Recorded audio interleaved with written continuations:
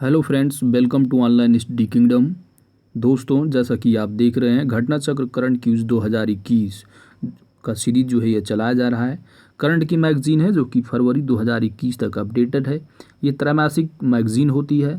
इसमें आप देखेंगे कि 2020 की जो इम्पोर्टेंट क्वेश्चन है, 3 माह क्या लास्ट 3 महीने को नहीं, आप यहाँ समझिए कि पिछले जो साल 2020 की इम्पोर्टेंट क्वेश्चन है उसको भी कवर किया गया है।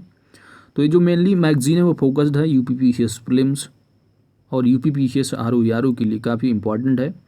इसमें अच्छे खासे क्वेश्चंस कवर किए गए हैं, साथ ही जो आपकी व्याख्या दी हुई होती है उसमें जो महत्वपूर्ण फैक्ट होते हैं वो काफ़ी इंपॉर्टेंट होते हैं। तो दोस्तों, अभी तक हम लोगों ने इस करंट न्यूज़ का जो पार्ट कवर किया है टॉपिक में, उसमें हमने टॉपिक कवर किया इकोनॉमिक्स और जो है इकोनॉमिक सर्वे और बजट से रिलेटेड जो महत्वपूर्ण एमसीक्यूज प्लस जो है इम्पॉर्टेंट तथ्यों को, साथ ही राष्ट्रीय घटनाक्रम का ये 10वां पार्ट है। 9 पार्ट हम लोग कर चुके हैं। इस पार्ट के साथ ये पूरा राष्ट्रीय घटनाक्रम कवर हो जाएगा और इसकी जो पूरी पीडीएफ है वो हमारी टेलीग्राम चैनल का लिंक आपकी वीडियो की डिस्क्रिप्शन में है। आप सिंपली सर्च बॉक्स में डालिए और टाइप कीजिए यूपीपीसीएस किंगडम। चैनल को ज्वाइन कर लीजिए, पीडीएफ से आप रिवाइज भी कर सकते हैं डाउनलोड करके, ठीक है। तो दोस्तों, आइए आगे के पार्ट को हम लोग रिवाइज करते हैं। प्रीवियस पार्ट के लिए वीडियो की लिंक डिस्क्रिप्शन में है, ज़रूर देखें। साथ ही दोस्तों, आपसे रिक्वेस्ट है, अगर हमारे चैनल पर नए हैं तो चैनल को जरूर सब्सक्राइब करें, क्योंकि आपकी सब्सक्रिप्शन ही हमारी ताकत है। साथ ही ऑल नोटिफिकेशन बेल आइकन को प्रेस कर दें ताकि आने वाली वीडियो का अपडेट्स आप सभी को प्राप्त होता रहे। तो आइए नेक्स्ट पार्ट को स्टार्ट करते हैं 181 नंबर से, ठीक है। 181 सितंबर 2020 में नीति आयोग ने कोविड-19 संकट की पृष्ठभूमि में किसके साथ मिलकर दीर्घकालिक स्वास्थ्य लाभ, क्या है, दीर्घकालिक स्वास्थ्य लाभ पर एक रिपोर्ट जारी की है। तो गाइज, इसका जो करेक्ट आंसर होगा वो होगा अंतर्राष्ट्रीय ऊर्जा agency, that is international energy agency, ठीक है। सतत सुधार पर विशेष रिपोर्ट जो जारी की गई है वह नीति आयोग प्लस अंतर्राष्ट्रीय ऊर्जा एजेंसी के द्वारा। तो याद रखना है कि सतत सुधार पर विशेष रिपोर्ट जो जारी की गई है किसके द्वारा, नीति आयोग प्लस अंतर्राष्ट्रीय ऊर्जा एजेंसी। उद्देश्य क्या है, कोविड-19 की पृष्ठभूमि में सतत सुधार के बारे में। प्रमुख बिंदु क्या रहे इसके, तो रिपोर्ट की जो प्रमुख बिंदु हैं, रिपोर्ट में कई कार्यों पर प्रस्ताव रखा गया है जो ऊर्जा व्यवस्था को स्वच्छ और अधिक लचीला बनाते हुए अर्थव्यवस्था को गति देने व रोजगार को बढ़ावा देने हेतु अगले 3 वर्षों में उठाए जा सकते हैं। भारतीय रेलवे दिसंबर 2023 तक, अभी हम लोग पढ़ के आए प्रीवियस पार्ट में कि 100% जो विद्युतीकरण का लक्ष्य रखा गया है रेलवे का ब्रॉडगेज का, वो है वर्ष 2023 यानी दिसंबर तक, ठीक है। और वर्ष 2030 तक शुद्ध शून्य उत्सर्जनकर्ता बनने के लिए प्रतिबद्ध है। महामारी से उभरने के लिए हमें पारदर्शी निवेशों के प्रति और भी अधिक महत्वाकांक्षी और निर्णायक होना चाहिए। क्वेश्चन नंबर 182, सितंबर 2020 में लोकसभा द्वारा पारित भारतीय चिकित्सा केंद्रीय परिषद संशोधन बिल 2020 किस भारतीय केंद्रीय चिकित्सा परिषद में संशोधन करता है। The correct answer is option D, भारतीय केंद्रीय चिकित्सा परिषद 1970। भारतीय चिकित्सा केंद्रीय परिषद संशोधन बिल 2020 लोकसभा में जो पारित किया गया, 21 सितंबर 2020 को राज्यसभा में, ये सारी डेट इंपॉर्टेंट नहीं है। संशोधन क्या है कि भारतीय केंद्रीय चिकित्सा परिषद 1970, ठीक है।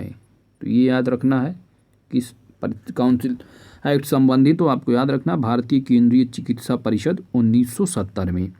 इस अधिनियम में एक केंद्रीय परिषद गठित करने का प्रावधान है जो आयुर्वेद, योग व प्राकृतिक चिकित्सा सहित भारतीय चिकित्सा प्रणाली की शिक्षा और अभ्यास को नियंत्रित करेगा। परिषद गठन से पहले तक केंद्र सरकार 10 सदस्यीय बोर्ड ऑफ गवर्नेंस का गठन करेगी जो केंद्रीय परिषद की शक्तियों का प्रयोग करेगी। तो ये सारी चीज़ें रहीं। आपको इम्पोर्टेंट तथ्य याद रखना है कि भारतीय चिकित्सा परिषद में संशोधन किया गया है, किस एक्ट का है, तो भारतीय केंद्रीय चिकित्सा जो परिषद है कब का है, तो 1970 का, ठीक है। क्वेश्चन नंबर 183, सितंबर 2020 में भारत सरकार द्वारा किस उच्च न्यायालय की समक्ष समलैंगिक विवाह को मान्यता देने की याचिका का विरोध किया गया है? गाइस इसका करेक्ट आंसर होगा ऑप्शन ए, दिल्ली उच्च न्यायालय। तो समलैंगिक विवाह को मान्यता देने वाली याचिका का जो विरोध किया गया है किसके समक्ष?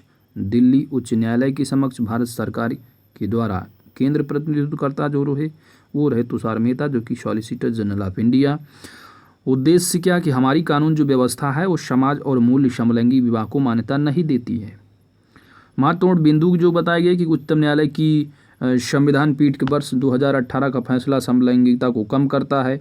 6 सितंबर 2018 को 5 न्यायाधीशों की पीठ ने भारतीय दंड संहिता की धारा, कौन सी धारा है? तो आईपीसी की धारा 377 को असंवैधानिक जो है घोषित कर दिया। इसके तहत समलैंगिकों के बीच निजी सहमति से यौन आचरण जो है वो अपराध नहीं है। ठीक है, तो जो धारा है आपको याद है 377 है आईपीसी की। ठीक है, नाउ द क्वेश्चन नंबर 184, सितंबर 2020 में संसद द्वारा पारित आयुर्वेद शिक्षण और अनुसंधान विधेयक 2020 के तहत कहाँ पर अत्याधुनिक आयुर्वेद संस्थान की स्थापना का मार्ग प्रशस्त हुआ है? तो याद रखना है दोस्तों कि अत्याधुनिक आयुर्वेदिक संस्थान की स्थापना की जो बात की जा रही है वो कहाँ पर? तो ये है गुजरात स्टेट में। Option D is correct answer. Ayurveda शिक्षण और अनुसंधान विधेयक 2020 कब पारित हुआ, कब पास, इतने इंपॉर्टेंट डेट नहीं है। ठीक है, संस्थान की जो स्थापना होगी वो कहाँ पर? तो जामनगर गुजरात में। संस्थान का नाम है आयुर्वेदिक शिक्षण अनुसंधान संस्थान। महत्वपूर्ण बिंदु देख सकते हैं कि संस्थान की स्थापना जो होगी वो 3 प्रमुख संस्थानों को मिलाकर की जाएगी। कौन कौन से हैं? The institute of post graduate teaching and research इन आयुर्वेद। दूसरा जो संस्थान है वो है श्री गुलाब कुंवरवा आयुर्वेद महाविद्यालय Jamnagar Gujarat, plus Indian institute of Ayurvedic pharmaceutical science. ठीक है, दूसरा बात क्या कहा गया कि इस प्रस्ताव के विधान से संस्थान को आयुर्वेद एवं फार्मेसी में स्नातक तथा स्नातकोत्तर में शिक्षा में शिक्षण की पद्धति को विकसित करने के लिए अधिक स्वायत्तता मिलेगी। इसे राष्ट्रीय महत्व के संस्थान का दर्जा दिया जाएगा। ठीक है, तो याद रखना है कहाँ पर की बात संस्थान की स्थापना की, आयुर्वेद शिक्षण और अनुसंधान संस्थान, तो ये गुजरात जामनगर में। ठीक है, next question. Now the question number 185, सितंबर 2020 में राज्यसभा की सभापति दैट इज वेंकैया नायडू ने राज्यसभा के कितने सांसदों को 1 सप्ताह के लिए निलंबित कर दिया? तो गाइस इसका जो करेक्ट आंसर होगा वो होगा 8 राज्यसभा सांसदों को। ठीक है, सभापति द्वारा 8 सांसद निलंबित किए गए। इस 21 सितंबर 2020 को निलंबित जो किया गया राज्यसभापति वेंकैया नायडू के द्वारा। निलंबित जो सांसद रहे डेरेक ओब्रायन तृणमूल कांग्रेस की, संजय सिंह आम आदमी पार्टी के, राजीव सातव सैयद नासिर हुसैन तथा रिपुन बोरा कांग्रेस की, डोला सेन। तो आप ये देख सकते हैं, इतना नाम नहीं पूछेगा, बस आपको याद रखना है 21 सितंबर 2020 को ये निलंबित किए गए थे। 8 राज्यसभा सदस्य थे। ठीक है, कारण जो रहा वो रहा अनियंत्रित व्यवहार के कारण। विशेष क्या रहा कि निलंबित सांसद राज्यसभा के उपाध्यक्ष हरिवंश नारायण सिंह को बर्खास्त करने की मांग कर रहे थे, तो इसलिए वो अनियंत्रित व्यवहार रहा, इस कारण उनको सस्पेंड कर दिया गया। बाकी आप पॉलिटी में पढ़ते ही हैं क्या क्या होते हैं पावर। ठीक है, 186 है कि सितंबर 2020 में किसकी उपस्थिति में भारतीय डाक विभाग द्वारा पहले एंटी सैटेलाइट मिसाइल एसैट की लॉन्च पर एक डाक टिकट जारी किया गया है? तो इंपॉर्टेंट क्वेश्चन है दोस्तों, याद रखना है। तो गाइस इसका जो करेक्ट आंसर होगा वह होगा Ajit Doval. Option D correct answer, Ajit Doval. ठीक है, डाक विभाग द्वारा asset that is anti satellite missile डाक टिकट जो जारी किया गया है वो प्रथम एंटी टैंक मिसाइल पर जारी किया किसने? तो भारतीय डाक विभाग ने। किसकी उपस्थिति में? राष्ट्रीय सुरक्षा जो सलाहकार हैं अपने अजीत डोभाल की उपस्थिति में। प्रमुख बिंदु डीआरडीओ द्वारा 27 मार्च 2019 को उड़ीसा स्थित एपीजे अब्दुल कलाम द्वीप से मिशन शक्ति के तहत। एंटी सैटेलाइट मिसाइल रही, इसका परीक्षण किया गया। साथ ही लो अर्थ ऑर्बिट के हिट टू किल मोड में स्थापित किया गया। यह पूरी तरह स्वदेशी तकनीकी पर आधारित है और भारत ऐसी क्षमता रखने वाला विश्व का चौथा देश है। ठीक है, तो इम्पॉर्टेंट तथ्य याद रखना है, वो कथन बना के दे सकते हैं कि कौन से कथन इसमें से सही है, पहला दूसरा, इस तरह देख सकते हैं। तो इस तरह इम्पॉर्टेंट तथ्य इनको याद रखना है। क्वेश्चन नंबर 187, सितंबर 2020 में किसकी अध्यक्षता में राष्ट्रीय चिकित्सा आयोग का गठन किया गया है? राष्ट्रीय चिकित्सा आयोग। तो याद रखना है दोस्तों, इसका जो करेक्ट आंसर होगा वो होगा डॉक्टर सुरेश चंद्र शर्मा। किसकी अध्यक्षता में? डॉक्टर सुरेश चंद्र शर्मा। तो राष्ट्रीय चिकित्सा आयोग का गठन की अधिसूचना 24 सितंबर 2020 को दी गई। संबंधित जो मंत्रालय है स्वास्थ्य एवं परिवार कल्याण मंत्रालय। संबंधित संस्थान जो होगा वो राष्ट्रीय चिकित्सा आयोग। किसके स्थान पर? तो याद रखना है भारतीय चिकित्सा परिषद। ठीक है, यानी इंडियन जो मेडिकल काउंसिल होती थी उसकी जरा अब क्या होगा? राष्ट्रीय चिकित्सा आयोग। ठीक है, यानी नेशनल मेडिकल कमीशन। किसकी जगह? इंडियन मेडिकल काउंसिल की जगह। ठीक है, यानी इंडियन मेडिकल काउंसिल की जगह जो होगा वो क्या होगा? National medical commission. राष्ट्रीय चिकित्सा आयोग के अध्यक्ष कौन है? तो इनको याद रखना है डॉक्टर सुरेश चंद्र शर्मा। अन्य कितने सदस्य हैं? तो याद रखना है वो 10 सदस्य होंगे। अन्य नामित सदस्यों की संख्या 10 होगी। ठीक है, तो राज्य व केंद्र शासित प्रदेशों की स्वास्थ्य विश्वविद्यालय के उपकुलपति स्तर के होंगे वो 10 जो नामित सदस्य होंगे। अन्य जो सदस्य 9 मनोनीत सदस्य राज्य शिक्षा परिषद से विधिक सेवा से जुड़े अन्य 3 सदस्य। सचिव कौन है? तो आर के वत्स हैं।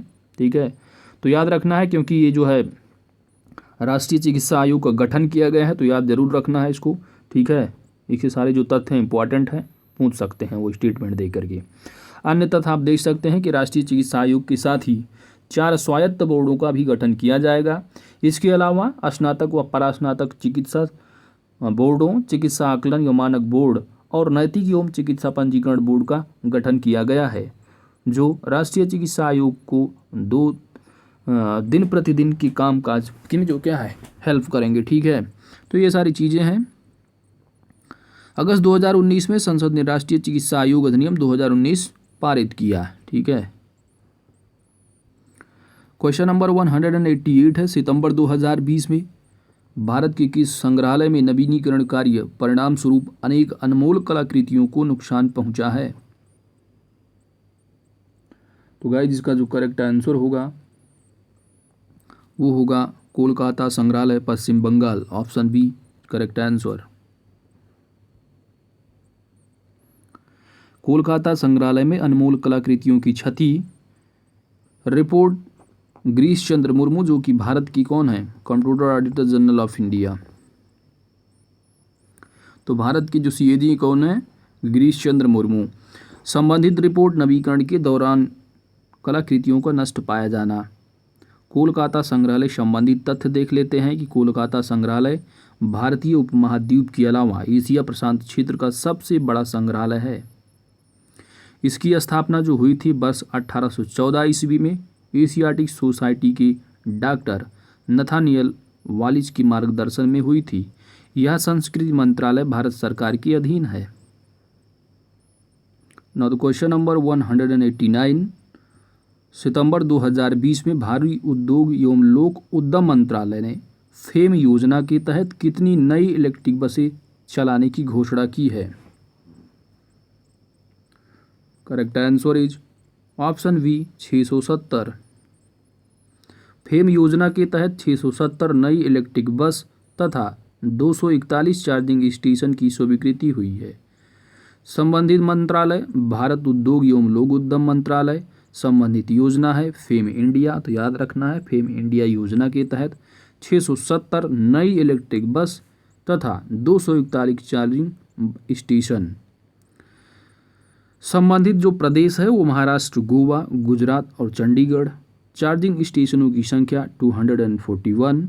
संबंधित जो राज्य होगा मध्य प्रदेश, तमिलनाडु, केरल, गुजरात, पोर्ट ब्लेयर। उद्देश्य है कि पर्यावरण की अनुकूल परिवहन सेवा हेतु। लक्ष्य है कि जीवाश्म ईंधन पर निर्भरता कम करना तथा वाहनों से उत्सर्जन की समस्या को दूर करना है। तो दोस्तों आपको याद रखना है कि जो फेम योजना है वह किस मंत्रालय के अधीन है, तो भारी उद्योग एवं लोक उद्यम मंत्रालय। ठीक है, इसमें जो नए इलेक्ट्रिक बस हैं वो 670 प्लस 200 चार्जिंग स्टेशनों की यहाँ पर बात की जा रही है। चलते हैं नेक्स्ट क्वेश्चन की ओर। संबंधित जो है प्रदेश आपको याद रखने हैं, महाराष्ट्र, गोवा, गुजरात, चंडीगढ़। और जो चार्जिंग स्टेशन की संख्या 241 है वो बताई जा रही। संबंधित जो राज्य होंगे मध्य प्रदेश, तमिलनाडु, केरल, गुजरात, पोर्ट ब्लेयर। तो इस तरह आपको याद थोड़ा यहाँ पर एक बार रीड जरूर करना है। ठीक है, चलते हैं क्वेश्चन नंबर 191 की ओर। क्वेश्चन नंबर 191, सितंबर 2020 में केंद्रीय राज्य मंत्री डॉक्टर जितेंद्र सिंह ने किसके संबंध में पारिवारिक पेंशन पाने के लिए नियमों में ढील दी है?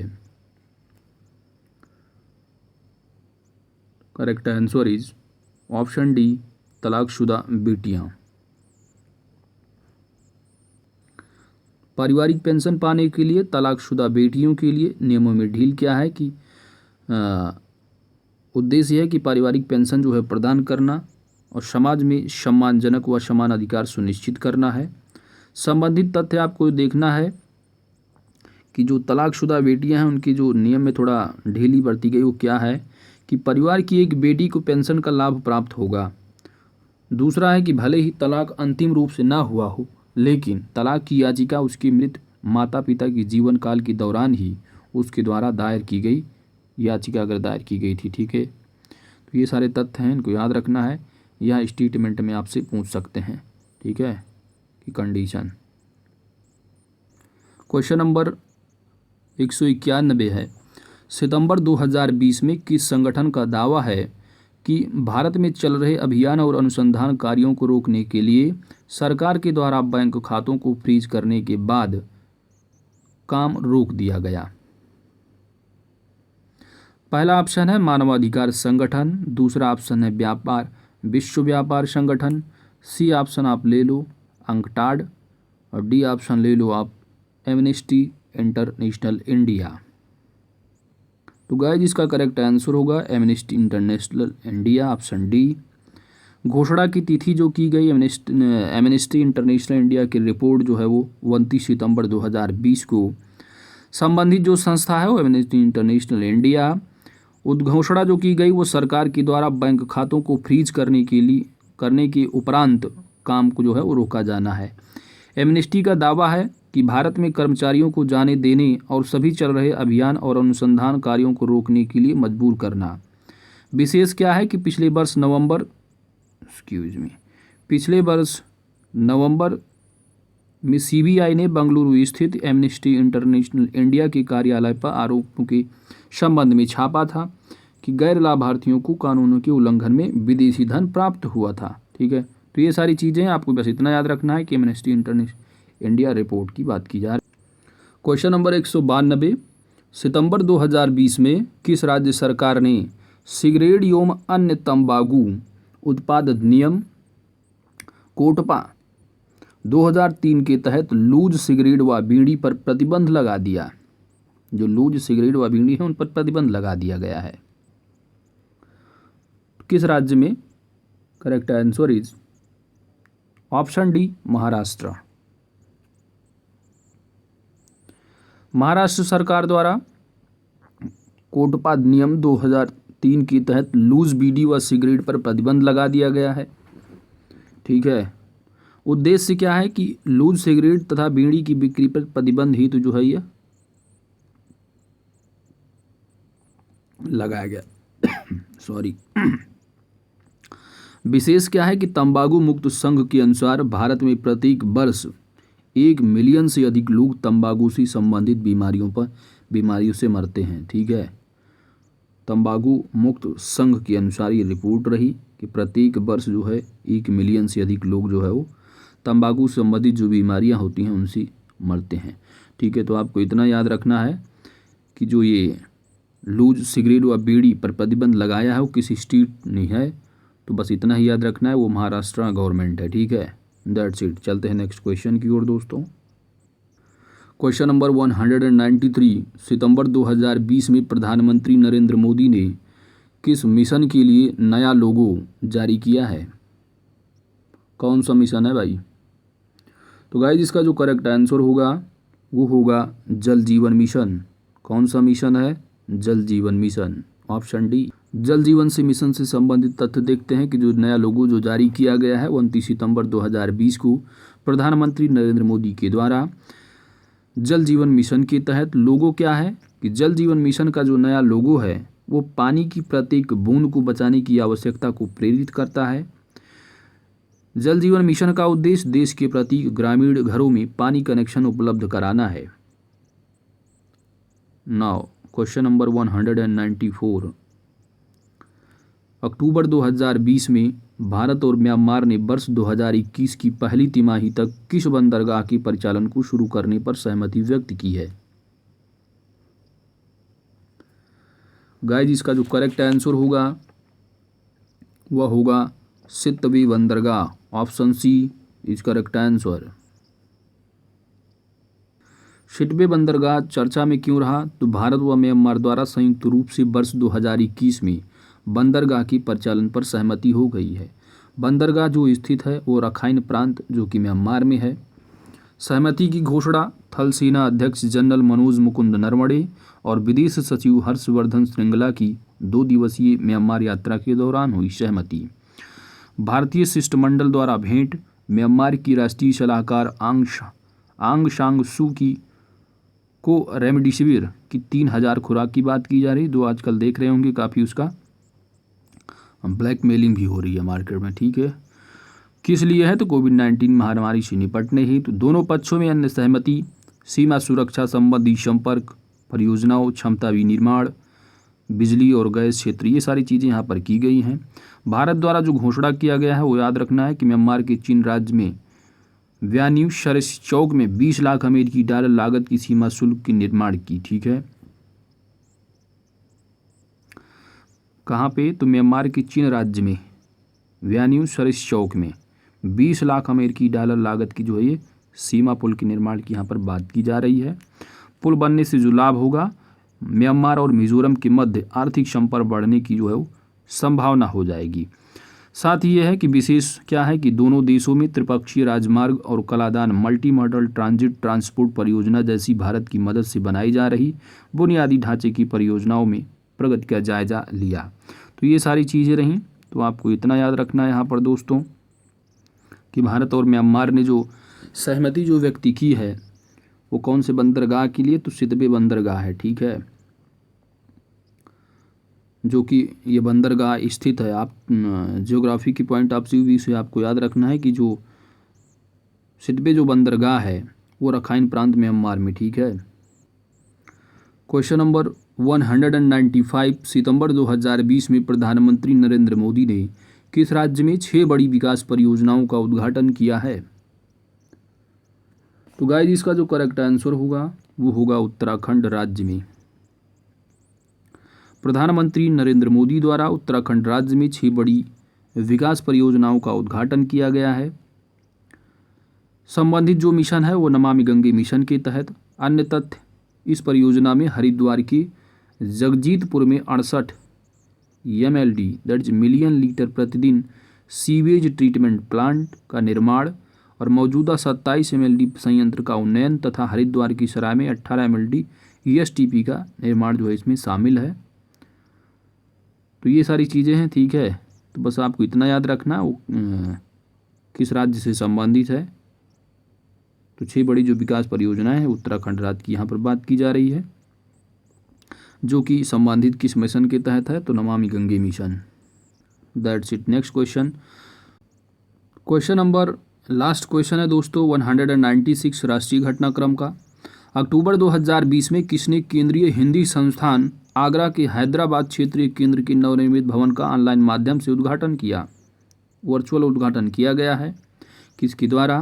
तो इसका जो करेक्ट आंसर है वो होंगे doctor Ramesh Pokhriyal Nishank, option B is correct answer.